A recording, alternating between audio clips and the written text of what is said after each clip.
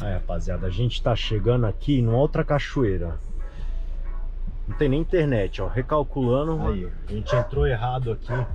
Entramos na casa de alguém. Valeu, hein? Entrou na casa de alguém. Não era aí não, ó. O tiozão expulsou a gente. Então, vamos lá. Ó, a estradinha boa aqui, ó. Pra chegar no rio. Uma maravilha. Agora dá pra ir. Ó, a gente tá no meio do mato. Vamos ver aqui essa tia. Oi, amor, boa tarde. Como que é pra entrar? 20 por pessoa entrar. 20? Aceita cartão? No momento não. Tá sem Pix? energia. Tá sem energia, só...